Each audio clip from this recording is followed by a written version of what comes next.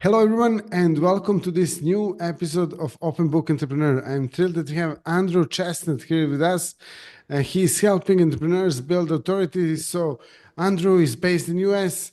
Andrew, welcome, welcome to the podcast. Please introduce yourself to our audience. Awesome. Thank you so much for having me, Tony. I really appreciate it. One of the things I realized a long time ago, I've been in the learning industry for 20 years, and one of the things that I realized that I loved as part of that was helping people to tell their stories and helping people to take that brilliant piece of information they have and that thing that they're really good at, their ninja skill, and release it to the rest of the world and let the rest of the world know about it. And so that's why I founded Authority Forge, was to be able to help entrepreneurs to be able to take that zone of genius that they have and make sure that mere mortals can understand it. Wonderful. And what inspired you to actually get into this kind of business? So there's a bit of a story behind it because I am the story guy.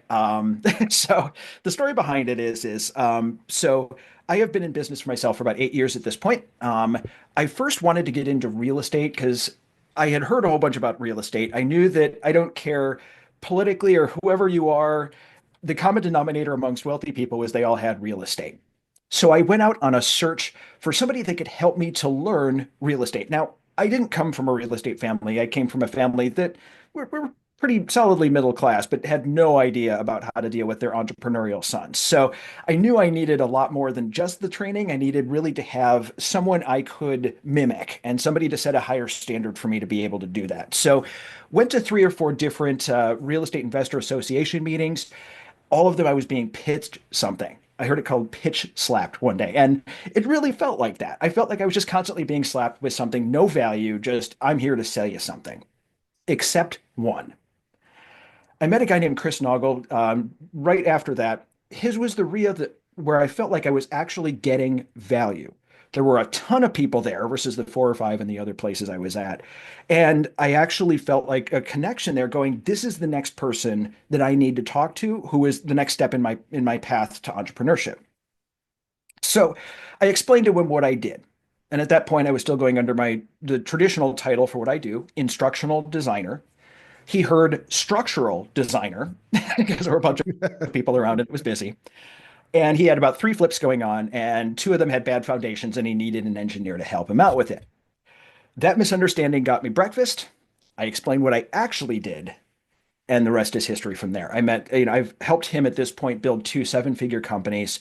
Finally, after 8 years of being with him, went out on my own and decided to take all of the things that I was doing with him to be and move them into my own business. Now, at the time he was doing flipping, there was a TV show on HGTV. The TV show wasn't picked up, and we had to do a pivot, and we pivoted to money. And the type of money that we pivoted to were specially designed and engineered whole life insurance policies, which not a single person understands. This is something that's been used for years, but they're dull. It's boring life insurance. They're complicated. It's hard to explain. And so that was the first thing I helped him out with, was to get a presentation together that explained exactly what this was, how it worked, and take these really high level concepts and break them down into a sales cycle. And it worked. It worked really well. So, and it was at that moment when I realized I love doing this. I love helping these really brilliant entrepreneurs who have all of these amazing ideas. And he was an established speaker at the time, so it wasn't like he was totally new, but it was just taking all of that and breaking it down so mere mortals could understand it. And I loved helping people to be able to do that. So many years later, and having been with him for 8 years and helped him with pretty much every presentation he's done, keynotes and presentations were the one thing that I started with. Then I moved on to podcasts and I started my own. And I realized that podcasts can also be just as much of a force to be reckoned with as far as being able to give that special ninja skill that you have and to release it to the rest of the world and build yourself into an authority. Because if you're using a podcast, you get authority by proxy. So let me explain what I mean by that. When I first started my podcast, I've got 116 episodes. I started last year. Um, I went on and got all of my friends.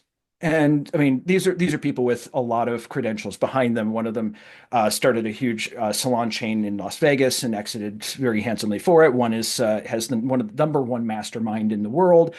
I went to my network and said, I want you folks to be on my podcast first because you're a friend of mine and they were going to support me. That's how this works. But the second part of it is they had a high level of authority, more than I had at that point. And so I had them on the podcast, and just by proxy, being able to pull those names into podcast, or somebody that was in my space, or somebody else that, just by getting around them was enough to help me build my authority. It's like we were talking earlier about being referral partners to somebody, where if somebody refers you business, you automatically have a higher level of authority. Podcasts can be used for the same way too. So that's what my business does, is helps people build that authority, keynotes and podcasts. And those are the two main things that we focus on because we're good at them. We like doing them. Great. And Andrew, what are some of the typical issues or challenges that your potential clients are facing before they start working with you, and then also what is the result they get as when they work with you? Absolutely. So let me start off with another story. I've got a client of mine, Carlos, that I used or that I helped a while ago to do a keynote for him, and he called me up one day. He's like, "Look, I've got to show up onto a stage with Grant Cardone in 3 weeks." Very, very experienced speaker. He was really good, but he's like, "Look, I just need somebody to sit down and help me to map this thing out." And so we sat in his office for 2 days, 2 solid days, going, okay, here's where all of this is. And what he would do is he would bring the information and I would fit it into the presentation that we did. So he would say, I want to talk about this, this, and this. Be like, okay, here's the best way for us, taking that learning career and the brain-based background. Here's the best way to format that information. And he ended up absolutely crushing it. I had somebody recently just helped a client and a friend of mine who I've known for years. She's a brand new speaker. And she's like, look, I want to go out on my own. I know speaking is a thing. I know that I need to go out and get on stages, but I'm terrified to get on those stages. I just need a hand with it. And I've got all of these amazing pieces of information in my head, and I have no idea how to structure it. So I took her through my blueprinting session. She ended up closing 4 deals on that first speaking gig. She landed 4 deals on it. So it's one of those situations where it was just she just needed that person to kind of help her as a consultant come in and say, okay, here's what you have. She does land flipping, so it's basically flipping houses without the house. Um, Hmm. Here's what you have. Here's your expertise because she's an expert in her field. Let me help you to translate that so that other people can understand it, and to give you the structure that you need to be able to help it. Most entrepreneurs are ADHD. It's our superpower. We're really good at it. Our brains are wired very differently than most people's are. But the upside to that is we can think in 1,000 directions at once. The downside to that is we can think in 1,000 directions at once. That's sort of a blessing and a curse at once. Sometimes, or a lot of times, entrepreneurs have difficulty being able to take all of that amazing information and break it down so people can understand it. Yeah, wonderful. Okay, and then what is one tip that you can share with our audience if they're thinking about like improving their keynote or doing a keynote or starting in this direction? Mhm. So the tips that I can give for it, very first, we are wired to learn through stories. So instead of giving me a bunch of data, because I'm not going to remember data, what I'm going to remember is how you make me feel. So if you tell me a story about somebody you helped and then show me how you helped them, it is by far more powerful than just saying, we help our customers do X, Y, and Z. If you notice when you're asking me about my company and I'm telling you, here's how I help this client, that's the process. So story based. Go back and think about case studies, story based. This really helps people to learn. Okay, so that's the first one.